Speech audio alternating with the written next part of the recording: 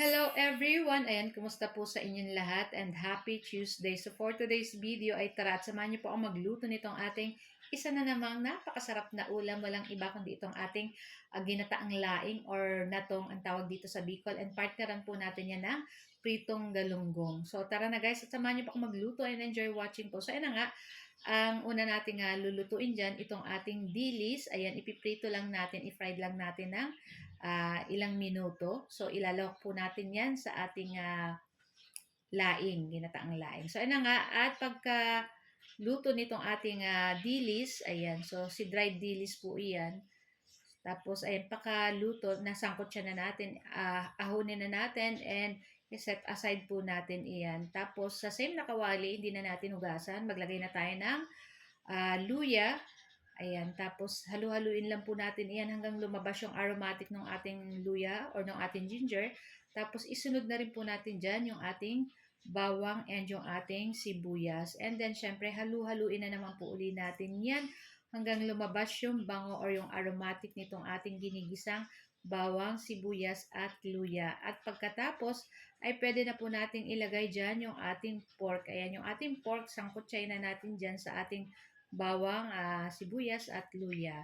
And timplahan na po natin yan ng pamintang durog at maglagay na rin tayo ng asin para may lasa na yung ating pork. Ayan. Tapos syempre halu-haluin na naman po uli natin iyan. Ayan. Kayo po ba, paano po ba kayo magluto nitong ating laing? So syempre yung ating laing ay dried na dahon ng gabi. Ayan. So takpan lang po natin iyan kasi magtutubig pa itong ating pork. So pag wala ng tubig guys, ayan, halu-haluin po uli natin iyan, and then pwede na po tayong maglagay nitong ating pangalawang gata ng niyog. Ibuhos na po natin iyan. Ayan. Tapos pagka maglagay po tayo nitong ating lemongrass. Ayan. Itong ating tanglad. Tapos nagdagdag pa ako ng konting asin. So magdadagdag na lang ko pag matabang pa. So ayan na nga, at ilagay na po natin dyan yung ating dried na dilis. Ayan. So, papakuluan lang po natin iyan.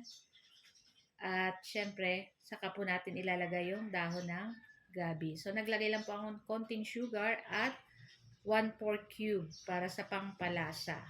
Para mas masarap po itong ating laing. Manamis-namis ng konti. Ayan.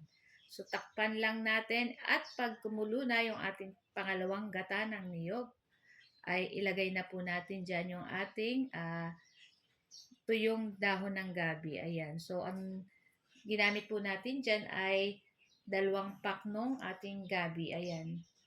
So, mura lang naman po ang gabi dito sa Bicol. Mga nakapak na at nakahimay-himay na.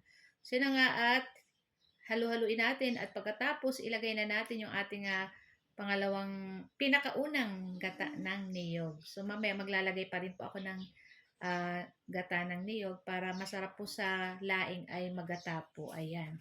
So, nilagay pa natin yung ating isang gata ng niyog. Ayan. Para mas masarap po yan, creamy.